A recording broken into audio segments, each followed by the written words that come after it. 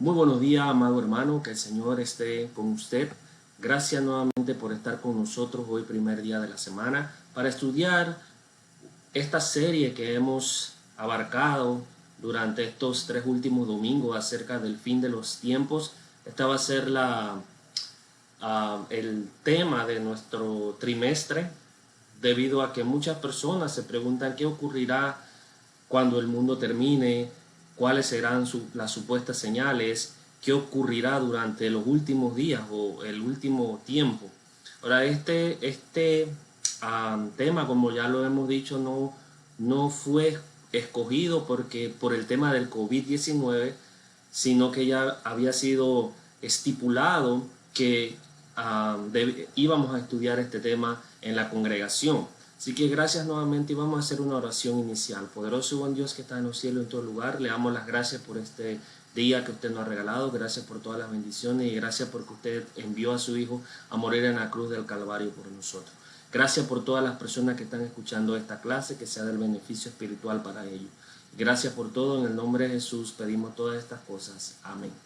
Bien, hermano, como lo hemos dicho, semanas anteriores hemos tratado acerca de eventos del día del juicio, también hemos visto acerca de los diferentes grados de castigo, también hemos tratado temas como el reinado de 1000 años, temas que en el argot de lo que tiene que ver con profecías y con este estudio de temas teológicos se le denomina escatología, que es el estudio de las cosas finales o de los tiempos finales en cuanto a lo que se refiere en la Biblia. Ahora, hoy vamos a analizar como nos corresponde. Dice aquí la gráfica que para el día 3 de mayo nos corresponde estudiar acerca de claves para entender el libro de Apocalipsis. Y quiero iniciar con un pasaje que se encuentra en 2 de Pedro capítulo 3 versículo 15 al 16, que dice de la siguiente forma: y tened entendido que la paciencia de nuestro Señor es para salvación, como también nuestro amado hermano Pablo, según la sabiduría que le ha sido dada, os ha escrito, casi en todas sus epístolas, hablando en ellas de estas cosas, entre las cuales hay algunas difíciles de entender, las cuales los indoctos e inconstantes tuercen, como también las otras escrituras para su propia perdición. Este es un versículo que quiero que tengamos muy en claro durante el transcurso de toda esta lección acerca del libro de Apocalipsis. Primero que todo, debemos basarnos en una serie de principios, que es lo que vamos a ver hoy aquí, que son una serie de claves para cuando nosotros vamos a estudiar el libro de Apocalipsis. Lo primero que debemos entender es que toda la escritura es inspirada por Dios y es útil para enseñar y para equipar al hombre en toda buena obra, según 2 de Timoteo 3, 16 al 17. Eso es algo clave que nosotros debemos entender. También es cierto que toda la Biblia, desde Génesis a Apocalipsis, tiene un mensaje de esperanza para nosotros. Entonces, ¿qué ocurre? Dentro de la hermandad, muchas personas lo que hacen es que ellos evitan estudiar el libro de Apocalipsis. ¿Por qué? Porque lo encuentran complicado, porque lo encuentran difícil de entender, difícil de comprender. Y en muchas ocasiones están en lo correcto, pero no por eso yo debo dejar de estudiar el libro de Apocalipsis. Incluso algunos han asegurado que el libro de Revelaciones va mucho más allá de la comprensión de ellos y no lo incluyen en los estudios de la Escritura. Y esto es algo triste. ¿Por qué? Porque el libro de Apocalipsis tiene muchas bienaventuranzas, tiene muchos temas acerca de la esperanza, acerca de victoria del bien sobre el mal, del reinado de los cristianos. Entonces, al momento de que yo no estoy leyendo o estudiando el libro de Apocalipsis, yo me estoy negando eso para mi crecimiento espiritual. Ahora bien, Dios ha revelado su palabra de manera que el hombre la pueda entender, que pueda leerla, que pueda estudiarla y que pueda comprenderla. Pablo le escribió a la iglesia de Éfeso para decirle que ellos leyendo podían entender acerca del misterio, en Efesios capítulo 3 versículo 5. Entonces, en la Biblia Es cierto que existen temas en los cuales son de mucha profundidad, pero no imposibles de entender. De hecho, el apóstol Pedro, como lo vimos en el texto de inicio, él dice que hay algunos textos del apóstol Pablo que son de difícil interpretación, que son difíciles de entender, según Pedro. Y observe que estos dos apóstoles fueron inspirados por el mismo Espíritu Santo, pero el hecho de que algo sea difícil de entender no quiere decir que sea imposible de comprender. Pedro en este texto de segunda de Pedro 3:15 nos advierte que los indoctos, los falsos maestros, utilizan pasajes oscuros, utilizan los pasajes de difícil interpretación para defender el error doctrinal en que ellos se encuentran. Nosotros vamos a alguna plataforma tecnológica, al internet, a cualquier librería cristiana y encontramos un estudio profundo de escatología, de tiempo del fin, de Armagedón, de los 144,000, de la bestia, del Apocalipsis, del Armagedón, de la marca de la bestia, y un sinnúmero de temas que están mal interpretados. Los falsos maestros interpretan mal los textos bíblicos para ellos poder justificar su error. Un estudiante fiel y un estudiante constante de la palabra de Dios, él va a presentar la palabra de Dios con honestidad. Él va a ser diligente en el estudio. Dice, procura presentarte con diligencia ante Dios como obrero aprobado que no tiene que avergonzarse, que traza bien la palabra de verdad. Segunda de Timoteo 2:15. Entonces, si existiera algún top 10 de los libros más mal utilizados y más mal interpretados de la Biblia, o más bien interpretados incorrectamente, el libro de Apocalipsis entraría en esta lista. Este libro es la punta de flecha para las personas justificar su error. Los premilenialistas basan su teoría en Apocalipsis capítulo 20, y así hay muchos falsos maestros que tratan de utilizar el libro de Apocalipsis para a justificar el error en el cual ellos se encuentran. Entonces, ¿qué es lo que debemos hacer nosotros? Nosotros debemos estudiar la palabra de Dios. Ahora bien, como hemos visto, todos los libros de la Biblia fueron escritos para que el hombre los pueda entender. Inclusive el libro de Apocalipsis fue escrito para eso. Es más, si el libro de Apocalipsis no hubiera sido colocado dentro de la Biblia no estuviera completa. Entonces hoy vamos a analizar 3 claves importantes para entender el libro de Apocalipsis. La primera clave es que nosotros debemos equipar nuestra mente de una forma adecuada. ¿Qué quiere decir esto? Si nosotros empezamos con una actitud correcta, ya hemos hecho la mitad o ya estamos a la mitad del camino. Esa es la primera clave para entender el libro de Apocalipsis. Y esta primera clave tiene que ver con la actitud. De hecho, al estudiar Revelaciones debemos nosotros creer que realmente podemos entender el libro. Eso tiene que ver con la actitud. Yo no voy a estar predispuesto que no puedo entender el libro. Por supuesto, nadie va a saber todo acerca del libro de Apocalipsis. Inclusive nadie sabe todo acerca de la Biblia. Pero un estudiante honesto y constante de la Biblia puede obtener una comprensión mental firme sobre lo que trata el libro y un buen conocimiento práctico acerca de los contenidos del libro de Apocalipsis. Como usted sabe, y si no lo sabe, aquí la va a saber ahora, que Apocalipsis viene de la palabra griega apocalipsis, que significa una revelación o una manifestación. Si usted ve esta palabra, difiere mucho de cómo las personas entienden la palabra apocalipsis. Ellos entienden que el apocalipsis es algo final, una destrucción, calamidades, Armagedón, pero eso no tiene nada que ver con la palabra apocalipsis. El libro en sí fue revelado al apóstol Juan y finalmente él lo escribió para los cristianos del primer siglo, para que ellos entendieran que ellos tenían esperanza, que la persecución no iba a demorar toda la vida, que Cristo iba a triunfar sobre Satanás, que el bien iba a triunfar sobre el mal, que ellos iban a reinar con Cristo eternamente. Para eso fue escrito Apocalipsis. Sin embargo, Apocalipsis existe tanto para revelar en lugar de ocultar, para ser comprendido en vez de ser evitado. Yo no debo evitar el estudio de Apocalipsis. Vamos a ver una bienaventuranza que se encuentra en el libro, en Apocalipsis capítulo 1, versículo 3. Mateo no es el único libro que tiene bienaventuranza. Dice Mateo, Apocalipsis 1, 3, bienaventurado, dice, el que lee y el que oye las palabras de la profecía y guarda las cosas que están escritas en ella, porque el tiempo está cerca.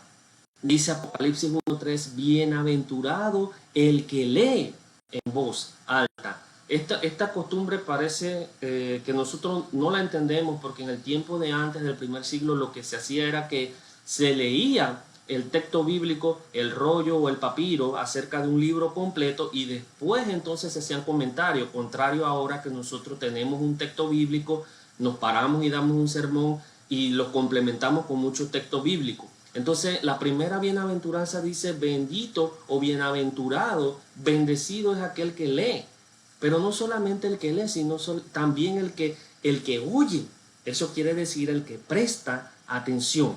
Y finalmente, los que guardan. Esto significa los que son capaces de mantener y obedecer las palabras que fueron reveladas en el libro. Apocalipsis 22:7. Entonces, revelaciones, el libro de revelaciones debe ser comprendido, incluso por los que vivimos en esta era. Pero debemos darle la interpretación correcta al libro. No podemos agarrar el libro de Apocalipsis y empezar a leer sobre la bestia que viene del mar, la bestia que sube de la tierra, el dragón, sobre la ramera, la gran ramera, sobre la mujer, sobre un montón de signos y símbolos que es Apocalipsis, y tratar de darle un significado literal en estos tiempos. Si usted ve por internet, usted escucha ahora que un bendito chip que va a ser la marca de la bestia, y un sinnúmero de cosas que usted escucha en internet, que si Bill Gates nos los va a colocar en la mano. Hermano, nada más alejado de la realidad. ¿Por qué? Porque no estudiamos. Dios espera que el mensaje de Él sea comprendido por todos los que lo leen. Ahora, la actitud es la clave para entender el libro. Por eso la primera clave tiene que ver con equipa tu mente de forma adecuada. El estudiante debe aproximarse a él con convicción de que entenderá el libro. Dios, como lo he dicho, espera que todo el mensaje que Él le reveló a sus hombres sea entendido, sea comprendido por la persona que lo leen. El estudiante que va a la Biblia de una manera honesta, que estudia diligentemente y que presta atención, va por el camino correcto a la interpretación de la Biblia. Clave número 1, equipa tu mente de forma adecuada. Pero no solamente hay que equipar nuestra mente de forma adecuada, amado hermano, también hay que equipar nuestros pies de forma adecuada. Pero usted dirá, ¿qué tiene que ver los pies con este estudio? Bueno, usted escuchará que hay un famoso refrán que dice colocarse en los zapatos de X persona. Esto no quiere decir que yo voy a ir literalmente y voy a robarme los zapatos del hermano X o de la persona X y me voy a colocar en sus zapatos, pero eso es un significado más bien intelectual, más bien de empatía, de condescendencia. Yo me coloco en la mentalidad que tenían los cristianos del primer siglo. La Biblia, hermano, recuerde que la Biblia tiene aplicaciones generales para todas las personas. Sin embargo, todos sus libros tuvieron receptores originales, incluyendo el libro de Apocalipsis. ¿Qué quiere decir esto? Que la Biblia en sí, los libros de la Biblia no fueron escritos para usted y para mí originalmente, en el sentido de que usted es el destinatario original. No, hay destinatarios originales. Nosotros somos los destinatarios que extraemos las enseñanzas que podemos extraer, disculpen la redundancia, de los libros que fueron escritos para destinatarios específicos. Eso no tiene nada malo. La Biblia no fue escrita para mí, para Javier o para Juan o para Pedro. No, fue escrita para personas en específico, para naciones. Pero yo sí puedo extraer enseñanza de los textos bíblicos. Entonces hay que tener eso muy en cuenta. ¿Para quién fue escrito el libro de Revelaciones? Vemos que el propósito del libro de Revelaciones es brindar esperanza a los cristianos. Es decirle a los cristianos que el bien vence sobre el mal. Pero ¿a quién fue escrito el libro? Según Apocalipsis capítulo 1, versículo 11, el libro fue escrito para las 7 iglesias que se encontraban, dice, en la provincia de Asia. Sin embargo, aunque el libro fue escrito para ellos, se pueden extraer lecciones prácticas para la iglesia del Señor en la actualidad. Eso es lo que nosotros tenemos que tener en cuenta. Juan se coloca en el zapato de las demás personas, de los hermanos del primer siglo. Ellos, dice Apocalipsis capítulo 1, versículo 9, dice: yo, Juan, vuestro hermano y compañero en la tribulación en el reino. Observe cómo Juan se identifica como un compañero de tribulación. Eso quiere decir que los hermanos del primer siglo estaban siendo atribulados, estaban siendo perseguidos. Y más adelante vamos a ver quién era el que los estaba atribulando, quién era el que los estaba persiguiendo. Entonces, el concepto histórico es una parte fundamental para comprender el libro de Apocalipsis. Yo debo saber qué estaba ocurriendo en ese entonces para que el libro fuera escrito. El contexto sociocultural es importante. Durante todo el libro, hermanos, se observa que los hijos de Dios o habían sufrido, o estaban sufriendo, o iban a sufrir. Apocalipsis 6:9, Apocalipsis 7:13 y Apocalipsis 12:11. Entonces, toda persona que estudie el libro de Apocalipsis debe ponerse en el zapato de las demás personas o de los cristianos del primer siglo. Pedro había escrito tiempo antes acerca de que los cristianos en Asia, ellos iban a padecer persecución. Y algunos sufrirían esa persecución e inclusive que tal vez esa persecución iba a incrementar en 1 de Pedro 1:6, en 1 de Pedro 1:7, 1:12, 4:12 al 19. Entonces, antes de que terminara el siglo, por así decirlo, en el año, en el reinado del emperador Domiciano, la persecución de los cristianos aumentó. La tortura de los cristianos aumentó. Entonces, cuando Juan escribe, Domiciano está en el poder. Eso es lo que tenemos que entender. Domiciano está en el poder porque Apocalipsis se escribió aproximadamente en el 94 al 96 y Domiciano reinó hasta aproximadamente el 96-97, que es lo que dice la historia secular.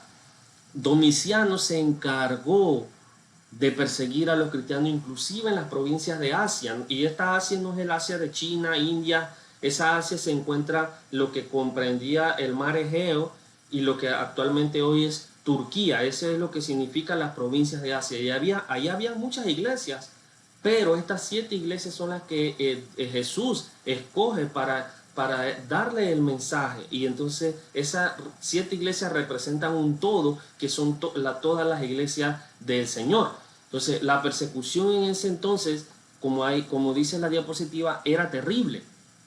Los cristianos muchas veces pensaban: ¿qué va a pasar? ¿Cuándo va a terminar esto? ¿Cuál será el resultado final de este sufrimiento? Como dice en Apocalipsis, el mismo Juan dice: y vi unas almas que estaban debajo del trono de los decapitados, dice, que decían: ¿hasta cuándo, Señor?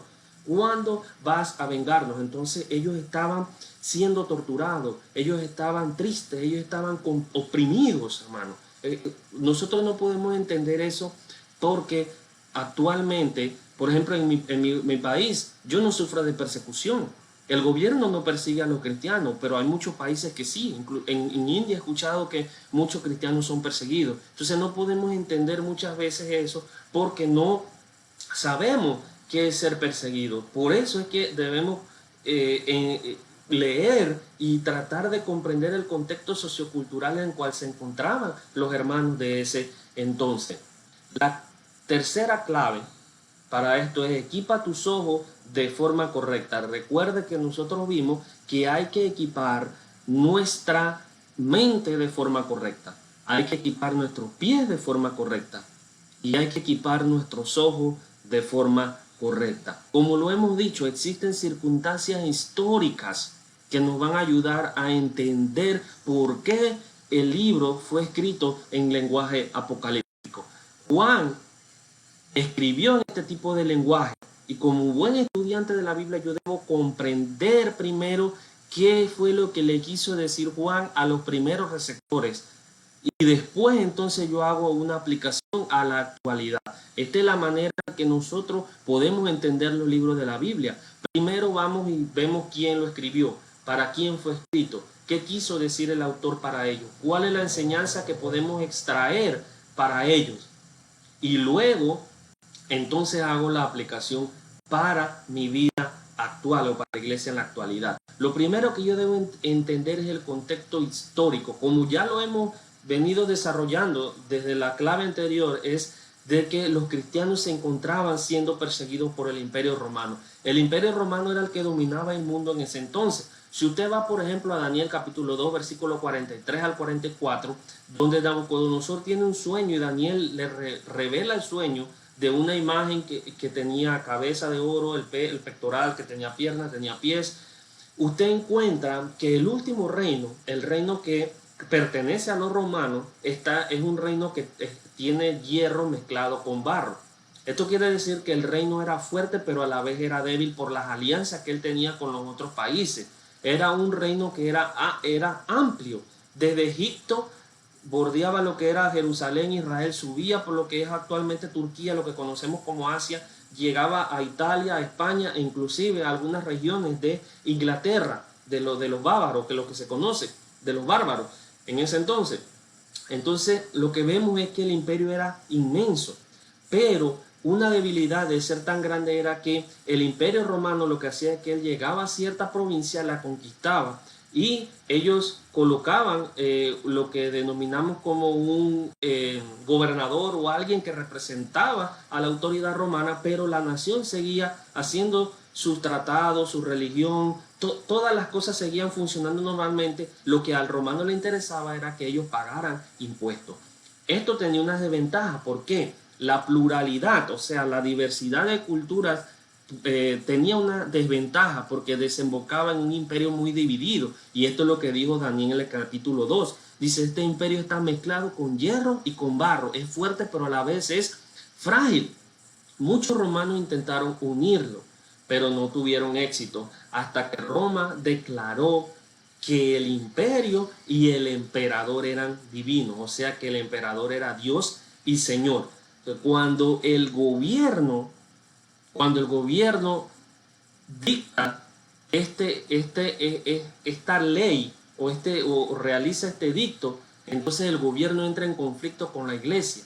Esta situación aumentó, llegó a su pico máximo con el señor Domiciano del 81 al 96 después de Cristo, que fue el periodo donde él reinó, donde los cristianos eran perseguidos, donde los cristianos eran masacrados, donde los cristianos eran arrojados al anfiteatro para que las bestias se lo comieran, donde los cristianos eran puestos como postes de luz para alumbrar las calles, para alumbrar las fiestas de Domiciano. Así como usted ve los postes de luz en la actualidad en la calle, así utilizaban a los cristianos para alumbrar en la oscuridad. Para eso lo utilizaba el emperador Domiciano.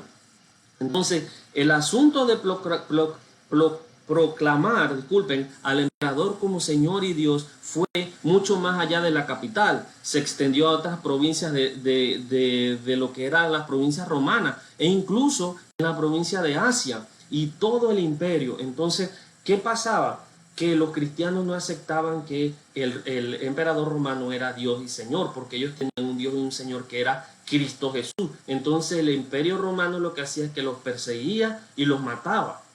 Entonces ese es el contexto en el cual vivían los cristianos. Nosotros, como lo he dicho, no podemos muchas veces darnos una idea porque nosotros no estamos siendo perseguidos en la actualidad.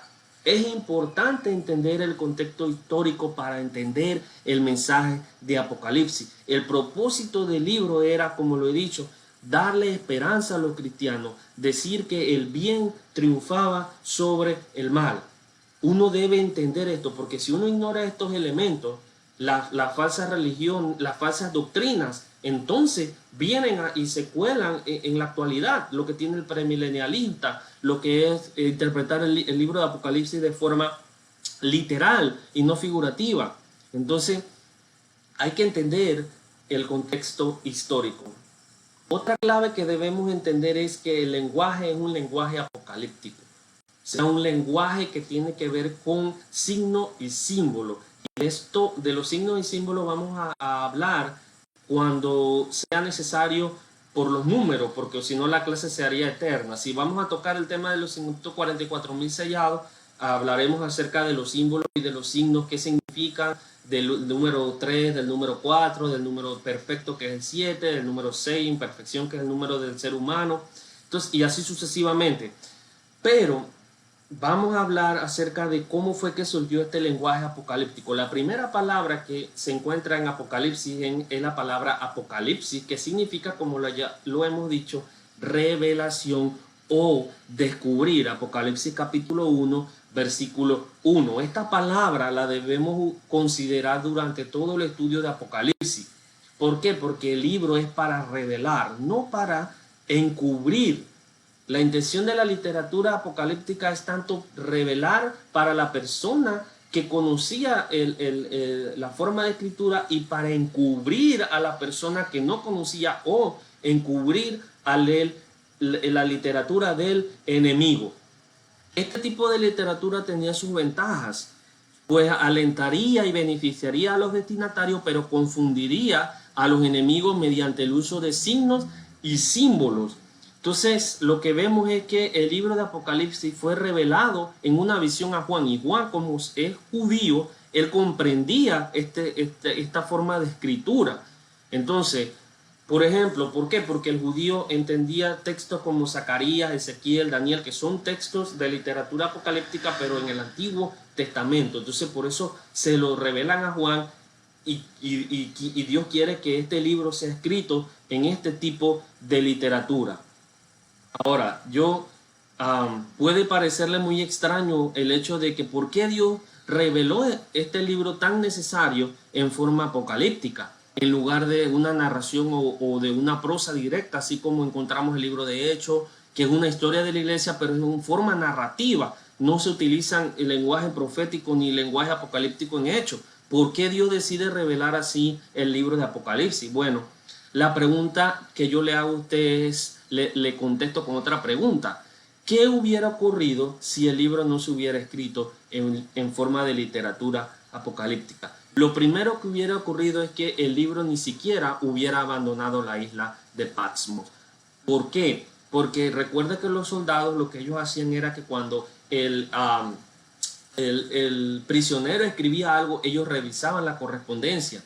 Y esto es una práctica que aún se hace en las cárceles. Entonces el libro no hubiera abandonado la isla de Patmos y no hubiera llegado a las 7 iglesias, no hubiera llegado a las demás iglesias y no lo tuviéramos hoy en la Biblia. Si esto no hubiera ocurrido así. Dios en su sabiduría hubiera encontrado otra forma, pero empezando por esto, hubiera pasado de que el libro no hubiera salido de la isla de Patmos. Como primero, no hubiéramos tenido el libro. Segundo, las autoridades romanas no hubieran permitido que el mensaje circulara libremente. O sea, que habrían confiscado los documentos. ¿Por qué? Porque al ser un libro escrito en forma narrativa y que hablaba de que existía otro rey además del César, y este rey era Cristo, y que tenía un reino, y que tenía un ejército, ellos no iban a entender que eso era algo espiritual, ellos iban a entender que eso era algo terrenal, y todos esos libros iban a ser confiscados.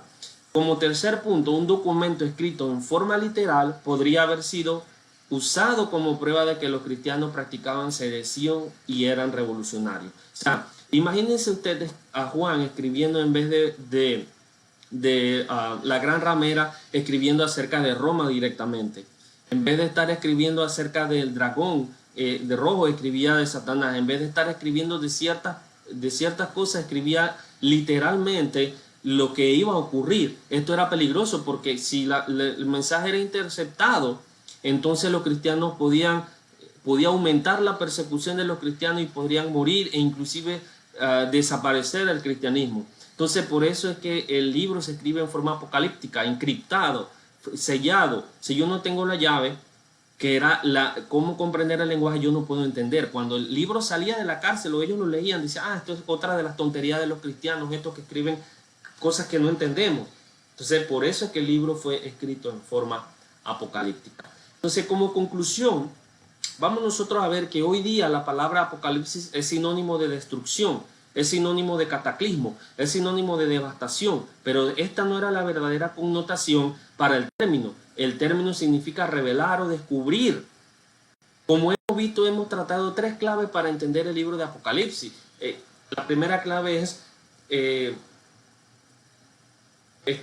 colocar bien nuestros ojos, o lo que queremos decir es equipar bien nuestros ojos. La segunda clave es equipar bien nuestros pies, y la tercera clave era equipar bien nuestra mente. Entonces tiene que ver con mente, pies y ojos. Observe que esto que lo hicimos aquí lo hicimos en forma simbólica, ¿verdad? No es colocarse en los pies literales, sino colocarse en el hogar de las demás personas. No es ver con los ojos literales, sino ver con los ojos espirituales. Adecuar la mente de una forma correcta para entender el libro de Apocalipsis. El libro de Apocalipsis puede ser entendido. De hecho, él fue inspirado por Dios. Quiere decir que puede ser comprendido por usted y por mi persona. Entonces, para terminar, vamos a dejarles una cita del señor Homer Haley, que fue un predicador de la Iglesia de Cristo y profesor, que dice lo siguiente acerca de cómo uno debe interpretar el libro de Apocalipsis, o qué uno debe tener en cuenta cuando va a interpretar este tipo de literatura. Primero, ¿qué significó el libro para las personas de ese día, para quienes fue escrito? Cualquier otra interpretación que omita o pase por alto este punto no es válida. Observe que Homer Haley dice lo mismo que utilizamos nosotros en la clave para interpretar número 2, que dice es colocarse en el zapato de las demás personas. Cualquier interpretación que ignore a los destinatarios originales debe ser desechada. Segundo, una comprensión básica del Antiguo Testamento, especialmente de los profetas como Ezequiel, Daniel, Zacarías, Joel, puede ser de mucha ayuda. Si yo salto directamente al libro de Apocalipsis sin entender qué es el lenguaje apocalíptico, sin entender qué significa ciertos signos, ciertos símbolos, entonces estoy, como uno dice en el buen argot panameño, gastando pólvora en gallinazo. Tercera regla es que todas las interpretaciones deben ser consistentes y armoniosas con la enseñanza del Nuevo Testamento y con la enseñanza, yo le agregaría a esta cita, con la enseñanza de la Biblia. No debe existir un conflicto o una contradicción entre los dos. Por ejemplo, lo que yo extraiga del libro de Apocalipsis debe estar en armonía con el mismo libro, debe estar en armonía con el Nuevo Testamento, debe estar en armonía con el Antiguo Testamento y debe estar en armonía con toda la Biblia. De hecho, cuando usted observa el Apocalipsis capítulo 20, el premilenialista basa su teoría de que los 1000 años serán literales y Cristo va a venir a reinar en la tierra y después se van a ir, lo basa en Apocalipsis 20, pero esto contradice lo que dice la Escritura. Es más, ellos dicen que va a haber 2 resurrecciones, la resurrección de los justos y la resurrección de los injustos. Esto contradice lo que dice Juan capítulo 5, que dice que solamente habrá una resurrección y que todos vendrán a vida, o sea, resucitarán cuando escuchen la trompeta final. Algunos resucitarán para perdición y otros resucitarán para vida eterna. Entonces, ¿a quién usted le cree? ¿A la Biblia o usted le cree a los intérpretes o los que defienden el error a través de pasajes oscuros? Recuerde que uno no debe fundamentar su teoría, de su doctrina más bien, o su creencia en un pasaje oscuro. Uno debe utilizar un pasaje claro para desenmascarar al oscuro o para interpretar al oscuro. Nunca debe utilizar un pasaje oscuro para interpretar un pasaje oscuro. Eso es malo, hermano. Entonces, gracias por el tiempo que usted nos ha dedicado hoy. Le insto a que nos acompañe en nuestra serie de lecciones acerca del fin de los tiempos, el otro domingo, primero Dios. Y gracias por el tiempo que usted nos ha dedicado, y que Dios lo bendiga hoy, mañana y siempre. Hasta luego.